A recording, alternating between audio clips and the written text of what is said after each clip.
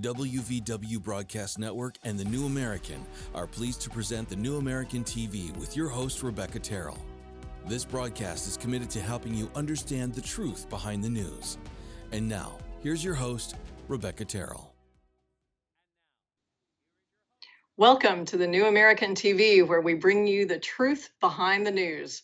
This is our inaugural broadcast, and we want to begin by sending a huge thank you to Brannon, Howse, and WVW TV for offering us this wonderful opportunity to get our message out to you. Brannon will be joining me later in the broadcast, actually, to discuss our collaboration. We're very excited about it, so stay tuned for that. But right now, let's dive straight into today's headlines. The funeral of Tyre Nichols, the tragic victim of excessive police force who died 3 weeks ago, is being held in Memphis, Tennessee today. 29-year-old Nichols, who worked at a FedEx facility, was father to a 4-year-old son. 5 officers have been charged with homicide in the case. Several other law enforcement and emergency personnel have been suspended or fired, and the Scorpion Crime Fighting Division has been disbanded. Al Sharpton is delivering the eulogy at today's funeral. In attendance is Jesse Jackson. The family of George Floyd is also there, and Vice President Kamala Harris is representing the White House.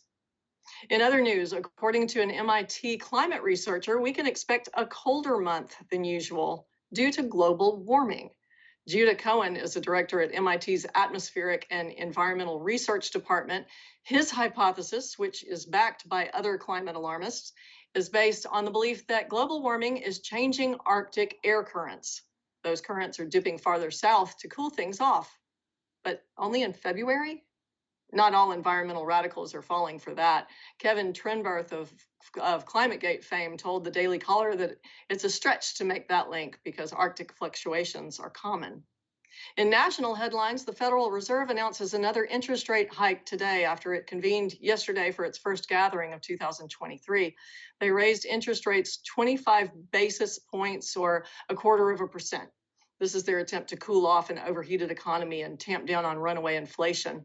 By making loans harder to acquire, it's expected to cut down on the flows of easy money that America has been used to for the past several decades. In related news, Congressman Thomas Massie has introduced a bill, H.R. 24, called the Federal Reserve Transparency Act. It seeks to empower the Government Accountability Office within 12 months to audit the Fed, specifically the Federal Reserve Board and Federal Reserve banks. It's designed to cast a spotlight on the Fed's international financial transactions, decisions on monetary policy, and to make available discussions between Federal Reserve officers, board members, and employees. Our own Christian Gomez interviewed Congressman Massie, and you can view their discussion at thenewamerican.com. We'll also be broadcasting that interview here on Friday, so be sure to tune in for that.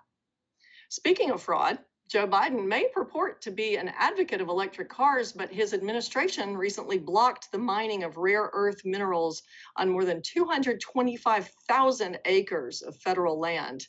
Without domestic access to the plentiful cobalt, platinum, and copper present in locations in Minnesota, the electric car industry creates further dependence on foreign mineral mining projects that too often have less than ideal labor and environmental standards. In other news, the Columbia Journalism Review, a left-wing media watchdog organization, recently completed an 18-month investigation into the Russiagate scandal. Their takeaways were scathing. After analyzing hundreds of broadcasts and news articles, the review found that prestigious outlets, including the New York Times, often relied on unnamed sources as well as uncorroborated and discredited information. They used it to spread propaganda and damage public trust in the media. Though even Bob Woodward is now admitting that the Trump-Russia coverage wasn't handled well and cheated readers, the New York Times isn't budging. In a statement to the review, the Times exonerated itself, declaring that they thoroughly pursued credible claims, fact-checked, edited, and ultimately produced groundbreaking journalism that has proven true time and time again. But then that's what you get when you let students check their own work. All is not well in Silicon Valley. Meager growth forecasts and widespread layoffs have instigated personnel reductions. In January alone, Salesforce fired approximately 8,000 employees. Amazon let 18,000 workers go. Coinbase lost 950. Microsoft dismissed 10,000, while Alphabet and Google fired some 12,000. Spotify is down 600, while Intel more than 500, and IBM laid off more than 3,800. Elsewhere, electronics giant Philips will be giving the axe to another 6,000 workers. The consumer electronics giant revealed a net loss of $1.7 billion. This comes hard on the heels of a staff reduction of 4,000 workers back in October. A day in my life working from the Google LA office. I always grab some candy from the reception before heading in. This used to be an old aircraft hangar, so the decorations hanging from the ceiling kind of looks like an aircraft flying in. Before it was a Google office, this aircraft hangar belonged to Howard Hughes, so there's tons of memorabilia. Next, I'm gonna pass by these art installations. They're a really good photo op, or you can sit in there and get some work done. I'm gonna head to the coffee shop to grab some coffee and a fruit cup since I missed breakfast, and then I'm heading over to this butterfly themed room to take my first meeting. Then I'm gonna head over to the confetti room to take my next meeting. It's so sparkly and beautiful in here. I love that a lot of our rooms are themed. Then I'm gonna grab my two favorite drinks, which is this green tea and coconut water. Next, I'm gonna go upstairs and grab some lunch. They always have pizza and a variety of different vegetables and meat. The food is always really good, and of course, everything you see in the office is free. On my way out of the cafe, I ran into a doogler, which is a dog googler, and ran into some ghosts. When they were renovating the office, there were a lot of spooky stories from the crew. So there's a whole area in the office where you can listen to them. Then I got more work done and headed over to the massage chairs to wrap up my day. Let me know what you want to see next. There just aren't words to describe. But I did just read, to add to this ever-growing list, PayPal just announced today it's cutting 2,000 jobs as well. Now, to unpack all of this and look at the underlying current, that's what we're here to do, is to bring you the truth behind the news. I want to welcome to our program the New American's Daniel Natal. Hey. Hi, Daniel. How Hi, are Rebecca. you today? I'm doing well, and I'm drinking from my New American mug, so. Exactly. I've got mine as a prop back there. Yeah, no, those last three stories are actually interesting, and there are interconnections. Like for instance, there was an energy policy expert from Canada named Marin Katusa, and he wrote a great book called The Colder War. And it was all about, and this was during the Obama administration, and he was talking about how American politicians like Hillary Clinton was purposely cutting off resource development and extraction in the United States for energy, principally in her case, uranium, and it made us more dependent on the Russians.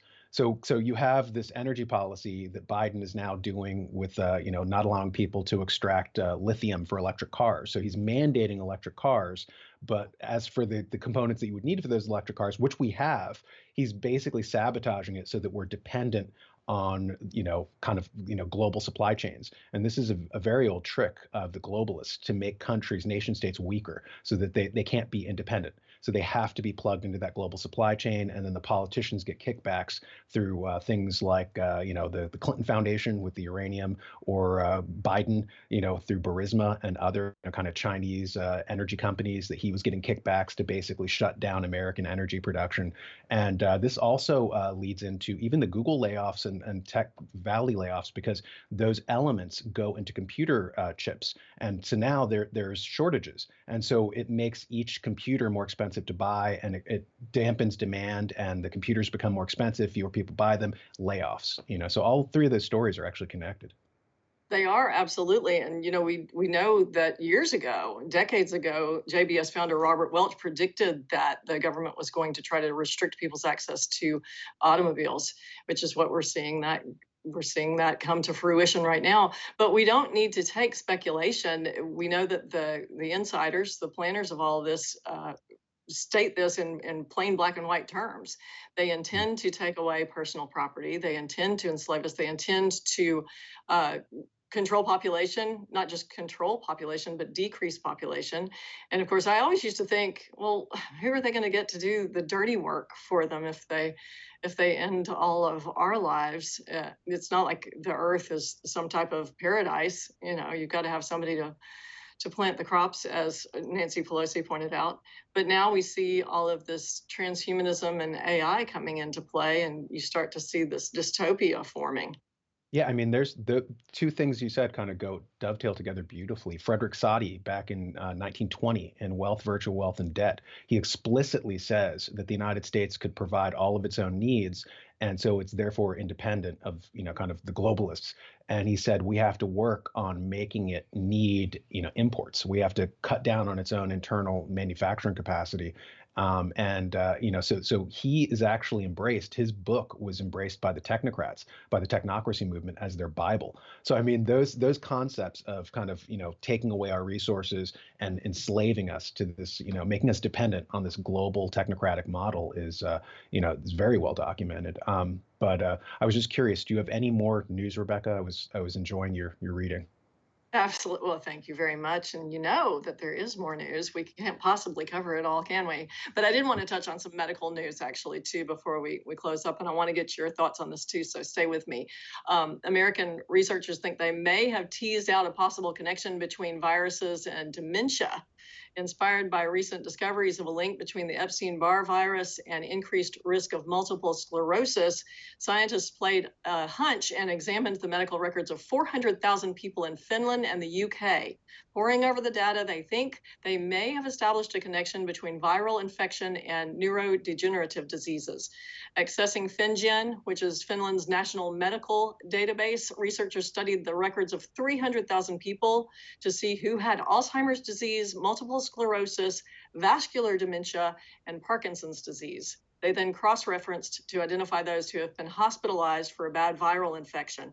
After detecting a small but significant correspondence, they checked the UK's biobank and analyzed 96,000 more people. Scientists detected 22 reproduced associations. The strongest correlation was found between encephalitis and Alzheimer's disease. Patients diagnosed with the virus were 31 times more likely to develop Alzheimer's later in life. Now, in other news, a YouTube insider leaked an interesting memo from the company. You may have seen this. In it, YouTube offers urgent guidance to its employees concerning the Project Veritas video of a Pfizer executive admitting that the pharma giant is considering mutating the COVID virus to gain market advantage. The author of the YouTube memo writes with apparent concern that the video was rapidly spreading on the Google-owned video streaming platform. It says the video spreads harmful misinformation about vaccines. Project Veritas founder James O'Keefe tweeted that the video had more than 800,000 views before it was axed from the platform. But that's okay because its censorship means it's actually gaining popularity on the Veritas website, Rumble, and of course, other outlets. Now, in more COVID news, a doctor in Wales in the United Kingdom is banned from practicing medicine for 9 months because she told her patients to take vitamins to help treat COVID infection. The Medical Practitioners Tribunal Service ruled that naturopathic physician Dr. Sarah Myhill was undermining public health by recommending high doses of vitamins and other nutritional interventions that could cause what they call serious harm. The tribunal also said there was no evidence that following Myhill's advice would have been effective, but it isn't hard to guess what the tribunal would deem effective. And just when you thought you'd heard the last of COVID debacles, it looks like the federal government has uncovered billions of dollars swindled through its pandemic assistance programs. Fraud and COVID relief is the first order of business for today's meeting of the U.S. House Committee on Oversight and Accountability. Earlier this week, the government's Pandemic Response Accountability Committee announced $5.4 billion in potential identity fraud associated with more than 69,000 questionable and unverified Social Security numbers. Those funds were dispersed through both economic injury disaster loans and the Paycheck Protection Program. These were assistance measures established in 2020, ostensibly to help small business, which were the ones that were crippled by the COVID lockdowns, which were imposed upon them by the government. Another $3.5 billion were awarded as forgivable loans to potentially ineligible recipients. This rampant waste of taxpayer dollars took place between April 2020 and last October. The question is, do we really want the federal government calling our shots when they were so easily conned out of $9 billion? How about not closing the economy down in the first place? What say you, Daniel? Yeah, no, I really like that. There was a breaking story as well regarding government federal employees who were actually dipping into COVID relief funds as well. So what you see is kind of the way you presented the stories, it was like a scam within a scam. You know? So you have the entire global pandemic that's driving people, toward buying a particular product, and trying to dissuade people from buying any other product, say for instance ivermectin or even vitamins, right? So the only solution is their solution, but within that scam is the scam of people, engaging in defalcation and embezzling funds, meant for these struggling businesses. Which, by the way, takes us back to the first series of stories. Those businesses were hemorrhaging even before COVID, and COVID. Many people, like Edward Dowd, thinks COVID was a I don't want to say pretext, but he did, because of the crumbling kind of global supply chains and the pain that this was causing for mom and pops, and the pain this was causing even for giants like Amazon.com, which has really small margins, like a 1% margin. But with those mom and pops rendered as, inessential businesses, unessential businesses, a lot of business was funneled to Amazon.com, Facebook, all the big tech companies, were beneficiaries of this. So, I mean, we're watching once again the kind of systematic fleecing of the middle class, of Main Street, being sacrificed to Wall Street. Well, and we're also watching the government control of science. Science is dictated by government grants. And there's, of course, the theory that after polio, you have all these virologists sitting around with nothing to do. And they had to think up some viruses to keep their money flowing. So, it creates perverse incentives. Yeah, exactly. Exactly. Precisely. Okay, so we are going to take a break right here and come back. Stay with me because we are going to have a very special guest, Mr. Brannon Howse, next after this break.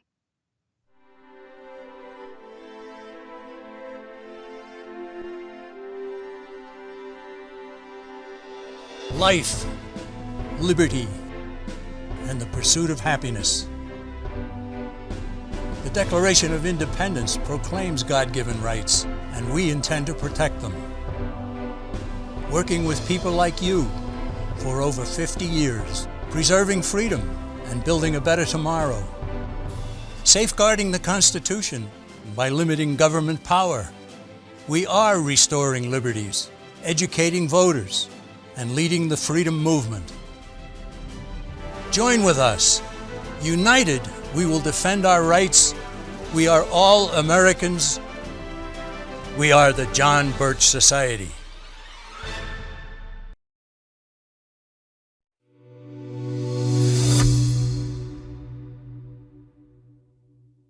Hello, I'm Brannon Howse, and thank you for watching WVWTV.com. If you appreciate this 24-hour-a-day free broadcast platform, will you consider supporting us? One way you can support us to keep pushing out free programming to people all over the world is by joining in partnership with WVW Foundation.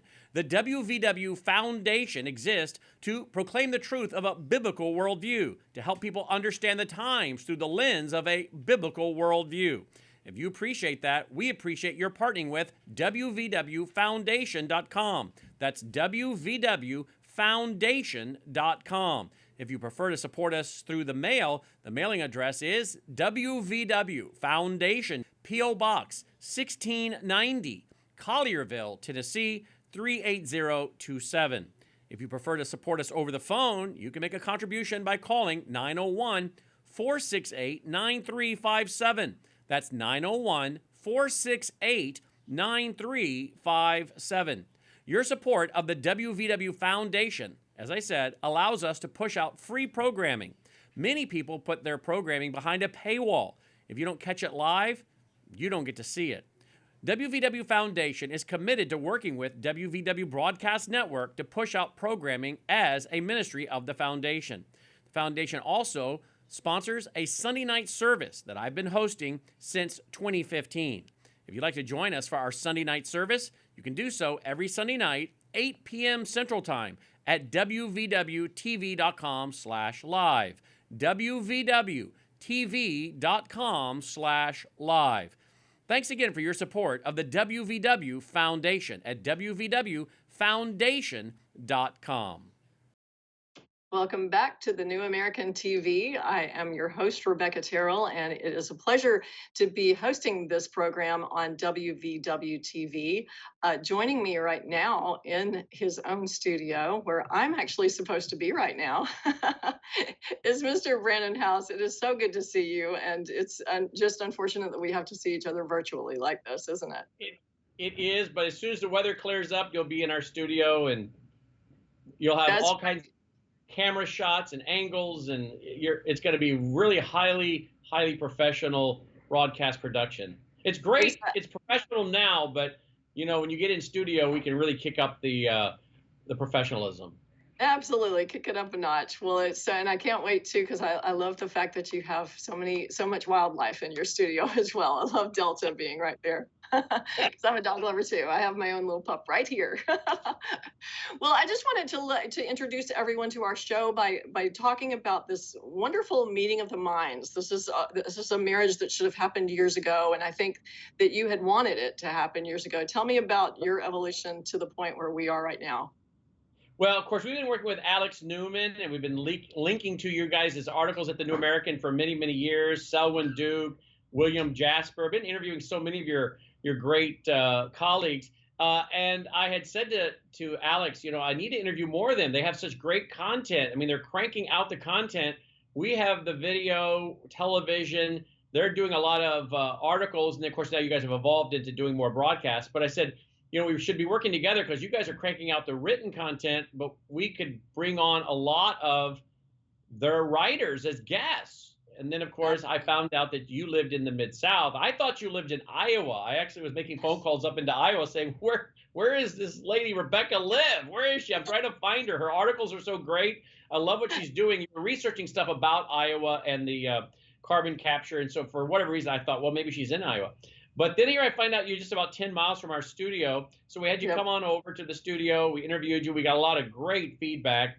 And people were saying she needs her own show. That was the feedback we were getting. And I said, yeah, I absolutely agree. So we offered that to you. And then we got together with a Zoom meeting with a bunch of your staff from the New American. And you got an amazing team now standing behind you, helping to put together this incredible show. So you guys bring a lot of research, a lot of content, and then we can bring the technical side to it. So I think it's a perfect partnership here. I do. I really feel that way too. And it was funny when I approached the top brass with our organization, they thought it was wonderful. And our publisher of the New American magazine said he'd been wanting to do something like this since 2009.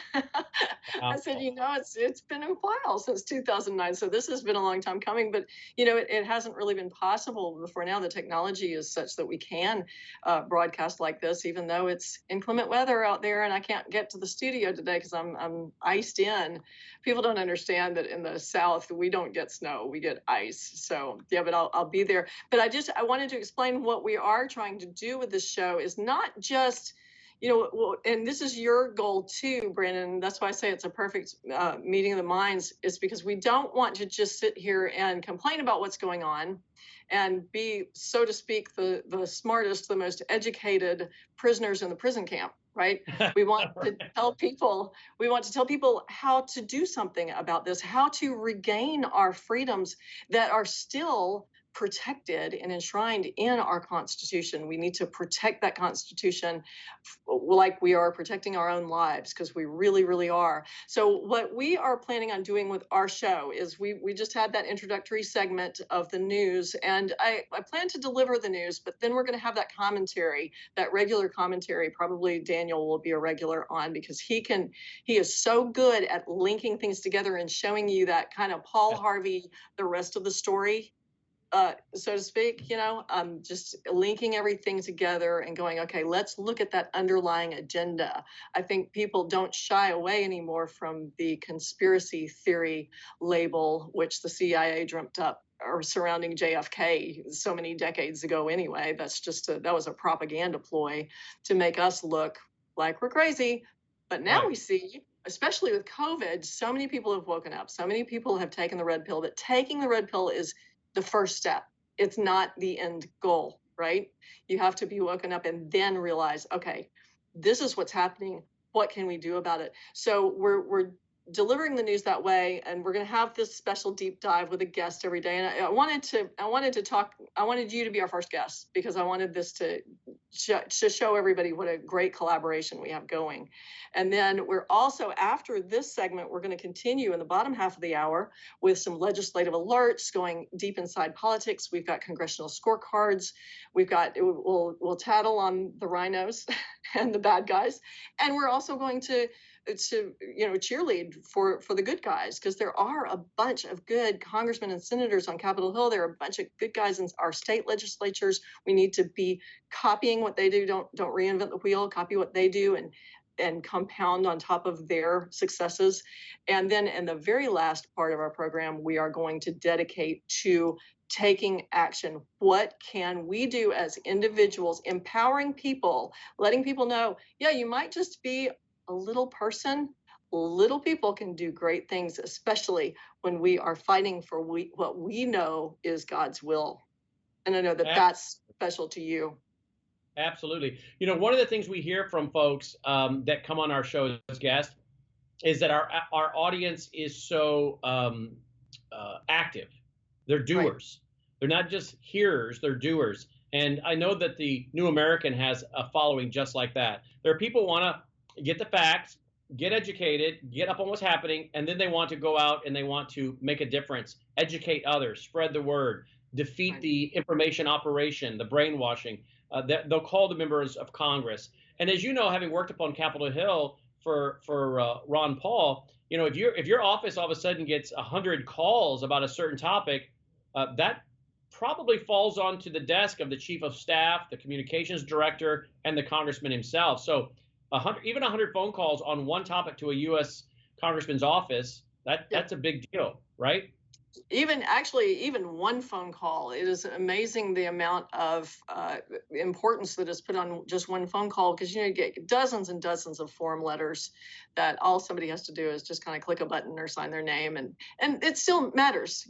At least to Ron Paul it did. Every piece of communication that came to his office mattered, but a phone call represents so many more constituents, because if somebody actually took the time to pick up the phone and call, it makes a big deal. But touching on that kind of constituent correspondence theme, I also want to be able to have communication with our viewers to get their feedback about our program, because this is going to evolve as we go on. And I want to, what works, what doesn't work. And I want to hear from our viewers as well. I'm sure that that's something that drives you as well in your programming, in planning what to do and how to serve our audience, because we are here to save our country, and we need everyone. We're all in the same boat together. We need everybody to be coordinated, pulling at the oars in the same direction, so we can. And you're in a great time slot, by the way, because I'm on from 1 to 2. And we're on 60 terrestrial stations. We're on Lindell TV. We're on WVW. We're on all these different outlets. And then you come on at 2 o'clock. So you've got a great time slot, and you've got a great audience that just rolls right over into wanting to be, informed. They're not interested in sound bites. And that's, of course, what I've always appreciated about the New American is that you guys, your articles weren't written for someone who's trying to be entertained. Your article's written for the people who want to be educated and informed. And then the documentation and the footnotes. I mean, I've done so much research over the years off the New American website because of the great work. And now to bring it into a TV format with news, commentary by you interviewing folks. I mean, this is, again, I think people are going to be shocked at the things they're going to learn, or the things they say I already knew, but it was such a cursory level.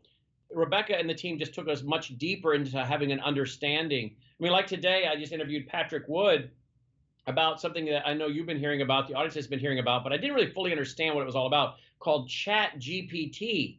And so I called up, Patrick. I said, Patrick, I understand this idea of artificial intelligence and it being able to write papers for you.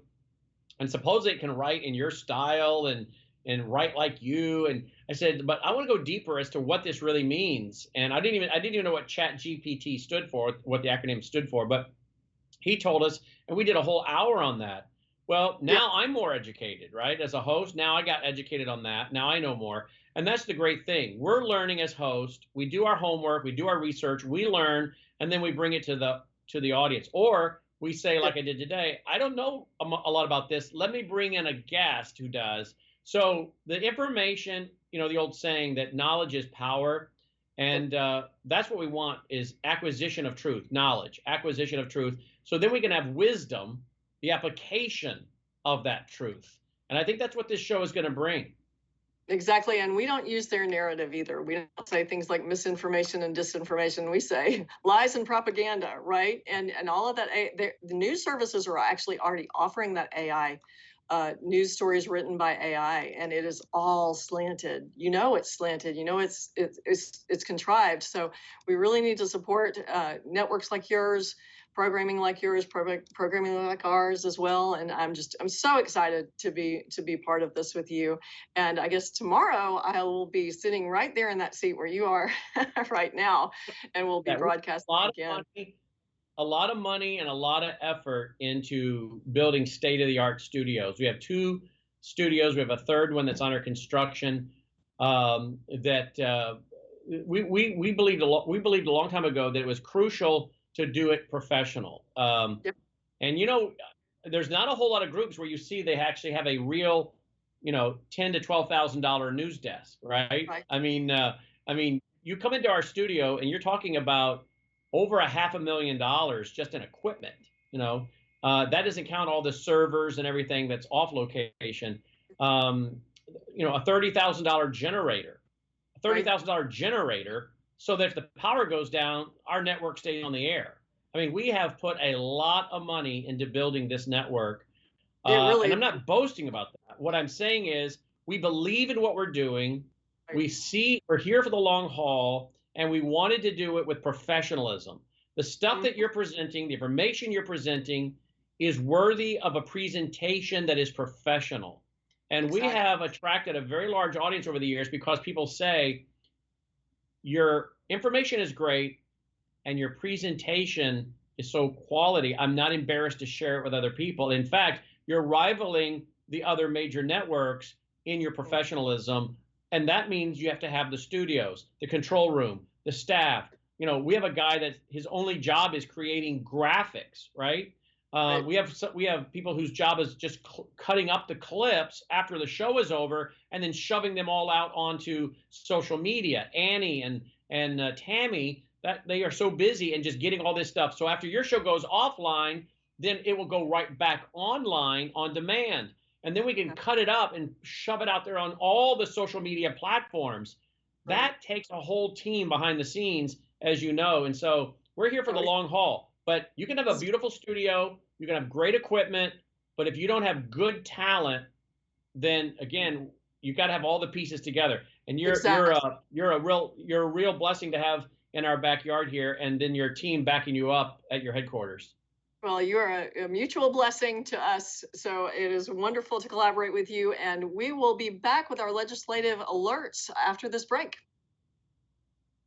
If Americans want to remain a free and sovereign nation, more people need to understand the principles and values that built this great nation. At the John Birch Society, we have the organization, the plan, and the resources to do just that. Our founder, Robert Welch, said, "Education is our total strategy and truth our only weapon."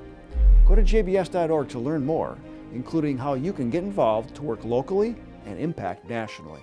Join the John Birch Society today. They say I'm part of a global plan. I don't think so. It's too hot, it's too cold. You know what? The weather changes. Here's the news, Dad. Nope. It's hard to tell what's real and what's fake these days. Ditch the fake news and always get the truth. Go to thenewamerican.com. Hello, I'm Brannon Howse, and thank you for watching WVWTV.com. If you appreciate this 24-hour-a-day free broadcast platform, will you consider supporting us? One way you can support us to keep pushing out free programming to people all over the world is by joining in partnership with WVW Foundation. The WVW Foundation exists to proclaim the truth of a biblical worldview, to help people understand the times through the lens of a biblical worldview.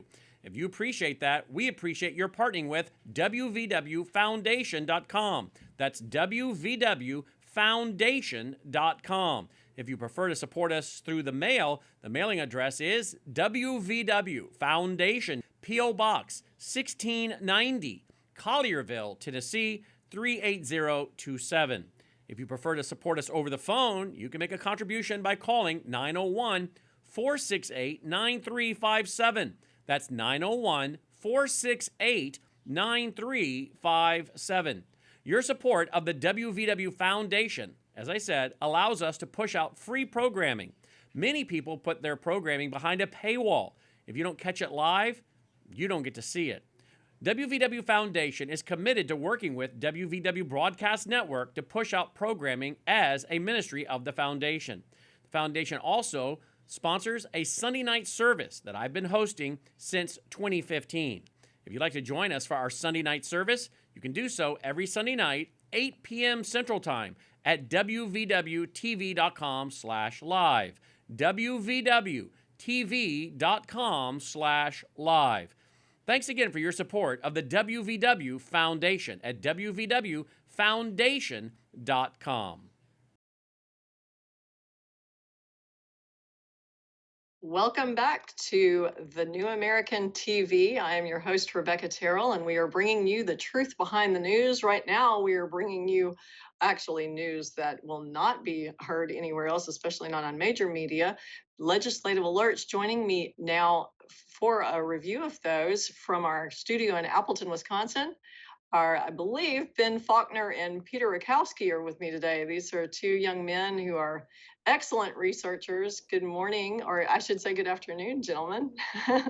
Good morning. And just want to say you're doing a great job, Rebecca. And we're grateful for the opportunity to come on here, because what people don't realize is the John Birch Society does more than just look at the news. We really try to examine legislation that's coming out and let people know about what's going on in Capitol Hill and also on state level kind of legislation and politics. So that's what we're here to discuss. But what were you going to say? No, I was going to say that's very important, and I just wanted to, let's launch into it. What do y'all have for me today? Yeah, we're looking at 3 bills today. One of them is in Congress, and then 2 of them are on the state level. The bill in Congress is H.R. 343. It's titled the No Taxpayer Funding for the World Health Organization Act, and which is a very self-explanatory title. But it's sponsored by U.S. Representative Chip Roy of Texas, and has 20 other co-sponsors. And this bill, it would completely end all U.S. funding for the WHO, whether it's the mandatory dues or voluntary contributions. And by ending all U.S. funding, it would have a massive effect in pushing back against the WHO's encroachments upon our national sovereignty. Currently, the U.S. gives over $700 million a year to the WHO in total, and it's one of the largest funders of the organization. So by defunding the WHO just with our country, it would massively hamper the WHO schemes. And it's very important right now, especially with the proposed pandemic treaty that the WHO is negotiating, as well as the proposed amendments to the international health regulations. Mm-hmm. Absolutely, and everyone should be in favor of defunding WHO, because we know what they brought onto us with COVID. Yeah, so, absolutely. So I think the WHO is something that people have become more familiar with because of the COVID-19 period. But honestly, the WHO has been kind of mired in controversy since its inception. It was created in 1948 under the aegis of the United Nations. The John Birch Society has long been against the United Nations and against America's role in the United Nations. But more specifically, the WHO was something that, if the public recalls, Donald Trump actually had us removed from but they've managed to re-enter us back into the WHO. And Donald Trump accused the WHO of being subservient to China. There is evidence of that. Apparently, the WHO went into China to examine the origins of COVID-19, and they scrapped the report. But in a number of other situations, they've done things that are just not in the public's interest and are not in the interest of public health. Right. And really, ever since the inception of the WHO in 1948, frankly, the public has gotten sicker, fatter, more unhealthy. And so clearly the WHO is not really serving the public benefit. Actually, absolutely. And Peter, you had mentioned when we started our conversation here that you have a couple of related bills on the state level. And the reason that is so important is because of the concept of nullification. So if you could just real quickly review those bills for me, and then let's talk about that concept. A lot of people think, oh, well, if the federal government says so, we've got to do it. And that's not the case. Yeah, so those bills are in North Dakota and Wyoming. The bill in North Dakota is House Bill 1111, and then in Wyoming, it's House Bill 143. And these bills, as you mentioned, they would nullify the WHO's, any of its decrees, any of its recommendations. They make it explicit under the state law that those guidelines or orders cannot be enforced in Wyoming or North Dakota. And this is such an important concept. Nullification is based on, it's rooted in Article 6 of the US Constitution, which states that the Constitution and all laws that are made in pursuance of the Constitution are the supreme law of the land. Any law, any regulation, executive order, court ruling, or treaty, if they are inconsistent with the Constitution, if they're contrary to the Constitution, they are not the supreme law of the land. And any government official, whether it's federal, state, local, they have a duty to nullify those actions or treaties or whatever it is and make sure that they are not enforced. Absolutely. Now, I know that we have areas on our website, I should say our websites, because we have the John Birch Society and then we have the newamerican.com. So where can people find these bills? Because I'd like to encourage people who do not live in either of those states to go take that verbiage, take it to their own state legislatures. It would be nice to implement legislation like that in every single state and not have to worry about the federal government. That's the way our founding fathers set our country up to begin with in the first place. So where can people find that legislation? Yes, all of our legislative alerts are on jbs.org/alerts. And we have alerts for federal bills, state level bills, and we have alerts for all the bills that we mentioned in the segment, the bill to defund the WHO, and then the bills in Wyoming and North Dakota to nullify the WHO. And if anyone lives in those states, or in any other state, we encourage you to go there, use the alert, contact your legislators. And if you live in a different state, tell your legislators to introduce similar bills. Now, what should we tell people? How can people get in contact with their federal congressman to support the defund of WHO on the federal level? Yeah, well, we want members of Congress to co-sponsor the bill, HR 343. Right now, it has 20 co-sponsors. We want all of them to co-sponsor it. And we also want a similar bill to be introduced in the Senate. So our alert allows people to contact the U.S. House and U.S. Senate in favor of HR 343. And I would just say that if you are interested in more information that would potentially motivate you to get involved in activism against the WHO, for example, we all know that we're living under the opioid epidemic. People's families are being destroyed. Young people are dying. It was actually Purdue Pharma who kind of infiltrated the WHO in the early 2010s and corrupted the WHO, causing the WHO to put out guidance with respect to opioid medications that turned out to be disastrous for public health. In Africa, during an Ebola epidemic, some of the WHO employees were involved in a rape scandal.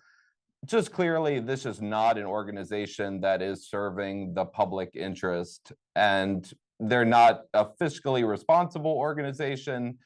A couple of years ago, it was determined that they were spending over $200 million a year just on travel expenses. So this is not something we want to be involved in, and I would definitely motivate everybody to get involved against our participation in the WHO. Amen. That is absolutely true. Gentlemen, thank you so much for this information that you've given us. I will see you back here again later, either tomorrow or maybe later in the week, and we'll go over some other legislation. For our viewers, I will just say, please stay with us. I have a very special guest joining me for a Taking Action segment of the program right after this break. The John Birch Society has been working tirelessly since 1958 to preserve freedom, safeguard the Constitution, and restore our God-given rights. We continually educate voters and lead the freedom movement.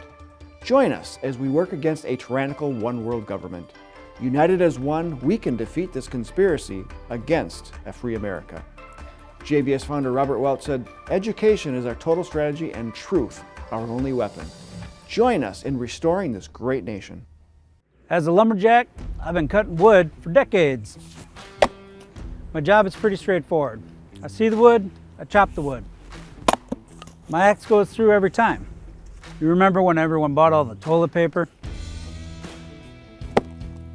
And they wanted me to wear these things? And someone invested a lot of money into this stuff. They say I'm part of a global plan. I don't think so. It's too hot, it's too cold. You know what? The weather changes. We even hear crazy ideas on how kids should learn. Here's the news, Dad. Is it, son? Is it? What about this one, Dad? Nope. It's hard to tell what's real and what's fake these days. There's just too much baloney out there. At the New American, they cut through the baloney and give me the truth. Visit thenewamerican.com and subscribe to get 50% off the cover price. And if you want an even better deal, use the promo code 10OFFSUB. Again, that's 10OFFSUB for more than 50% off. I certainly would not want a constitutional convention. I mean, whoa. Who knows what would come out of that? Just imagine if we have a constitutional convention, the number of people who will be unhappy and the number of people who say the results are not valid, and then they'll just ignore the entire Constitution. What we need are just more people that would read the one we have. It isn't the Constitution that's the problem.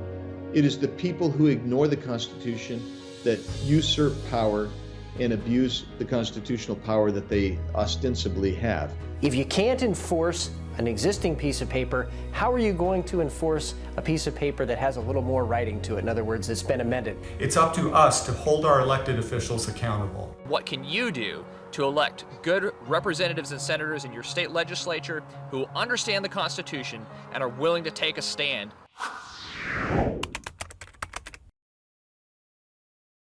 Welcome back to the New American TV. We're so happy to have you with us on our inaugural broadcast. This last section of our program is going to be dedicated to taking action. And joining me today to talk about those things that we can do to preserve our constitutional republic is a very special guest. He is the president of the John Birch Society. This is Mr. Bill Hahn, coming to us live from our studios in Appleton, Wisconsin. How are you, Mr. Hahn?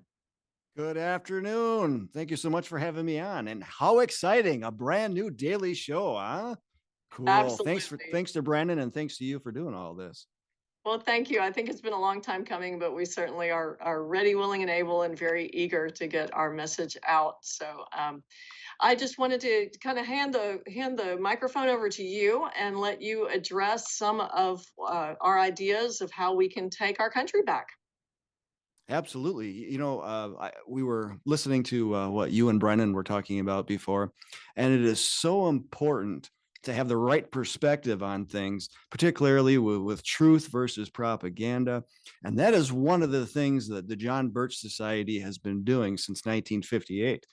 When you take a look at, you know, how things get done, you have to see the problems that exist. And if you don't have the right perspective on those problems, you're going to have some failing problems. There will not be any kind of solutions that's going to be effective. And that's what sets the John Birch Society apart from everybody else out there.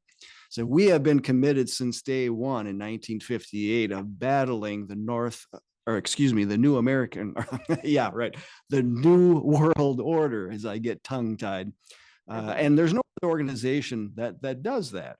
And so, along with our partners with the New American Magazine, Freedom Project Academy, the Law Enforcement Charitable Foundation, we do all of this under the umbrella of the John Birch Society. And so we have members that are all over the US that run activist chapters for us. And they actually then go out and make relationships within the community based off of education and helping others show gain the right perspective with that truth. And it is that truth then that helps to generate the pressure according to the Americanist system. So that's another thing with the John Birch Society, is that we are able to educate those that are making the decisions in our local communities, in our state legislatures, and then to some degree in the Congress as well. So those that are actively participating in the John Birch Society can really be proud of the work that they've done over the decades, because we say that without the John Birch Society, this country would have fallen into the trap of the New World Order long ago. I couldn't agree with you more. Do you have some examples of some of those successes that we've had through the years? Absolutely. As a matter of fact, let me give you two recent examples. So you take a look at the government lockdowns, right, with the so-called pandemic. And what was the one tool that helped to alleviate the problems immediately? It wasn't the state legislatures. It wasn't the courts. It was something called nullification. And that is where the directives, which are unconstitutional, are not enforced. And so we had people like the local sheriff would stand up and say, "Not on my watch are we doing this. This is insane. I am standing on the Constitution. We are not enforcing this."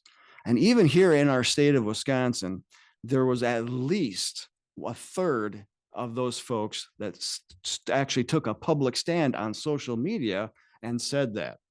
And so what other organization had been teaching nullification for all of these decades? And so that's just one example with the sheriffs, with the city councils, the chiefs of police, the mayors, and even the business owners that wouldn't lock down. And of course, then the American patriots that said, "Yeah, we're not going into these stores that are requiring masks and all this other garbage," right? So it's that tool that helps to bring solutions to the problem immediately. And we saw that in spades with the global pandemic, of sorts. And the other example is what's currently going on now in the American Midwest, in the Farm Belt. So all based off of the United Nations Agenda 2030, we are seeing the global war on farmers in not just this country, but also others, where we're looking at Sri Lanka, we're looking at the Netherlands, now starting in Canada. And so we have got farmers that are faced with perhaps a potential eminent domain for not allowing carbon capture pipelines across their property. And so we are stepping forward and helping those farmers out as far as how do they organize on the grassroots level? How do they educate their local decision makers, their elected officials, as far as how do we stop this? And if it wasn't for us helping them out, I mean, their rights would have been steamrolled from the very beginning.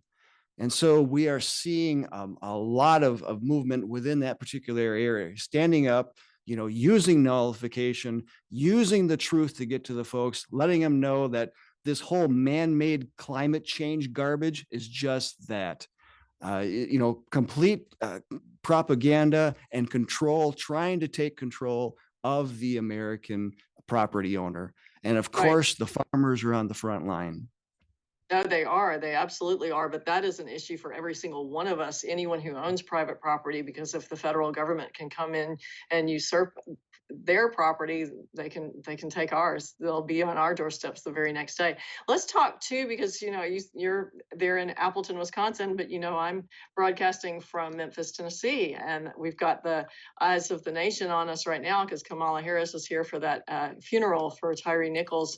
But this is, the left is using this as and the family's tragedy as an excuse to attack local police. Let's talk about our organizational support of local police for a little bit, since that's so pertinent right now. Absolutely, yeah. Since 1963, Robert Welch saw that the problem that exists with communism was going after one of the hallmarks of freedom, and that is the local law enforcement. And so in 1963, we launched Support Your Local Police and Keep Them Independent, because in communist countries, they don't have local police. They have a national police force that basically enforces the will of the state on the people. And they have no constitutional rights to stand on. So in this country, we've seen this progress since 1963, especially with all of the riots that we've seen in the streets, which just provide for another reason for the federal government to get involved outside of its constitutional limitations. And anytime that is allowed to happen, then that just creates one more step in the scenario to bring us into that new world order. And so it's very important that we keep our local police independent of federal control, and that they are able to then be accountable then to their local communities. And, we have to say that what you're experiencing in Memphis is that local community actually holding their police force accountable. And there are so many, details that haven't come out of, on that yet, that we would refrain from commenting on speculating on all the, what we've seen in the videos and whatnot. A lot will come out, obviously, within the upcoming trial.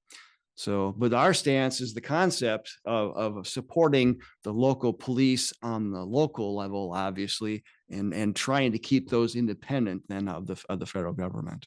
Right, exactly. And we're not saying that we're happy that happened. No, it was horrible to realize that police would brutalize a person that way, but that is not the norm. And there is so much, of course, I could go on for hours about this because I have a lot of opinions. They're just exploiting this. I mean, they released that video at 6 o'clock on a Friday evening. They shouldn't have done that. They've contaminated the jury pool. Everyone's entitled to a fair election, no matter what you've done. And what I see them doing is demonizing all police just because of the bad behavior of a few, which everyone knows that makes no sense whatsoever, but they're using that to demoralize our police. And we need to, like, as you said, support our local police. They are the ones who are there, looping back into what we were talking about, nullification. If we don't have our local law enforcement, where's nullification, right? Yeah, exactly. And look at the forces that are against this, right? That are the anti-police, and you'll see their slogans and their URLs on the signs of the protesters that are out in the streets, right? Let's come back soon and talk about this. We're out of time today. I'm so sorry to cut you short, but we'll have more. Thank you so much for being with us today. Hello, I'm Brannon Howse, and thank you for watching WVWTV.com. If you appreciate this 24-hour-a-day free broadcast platform, will you consider supporting us? One way you can support us to keep pushing out free programming to people all over the world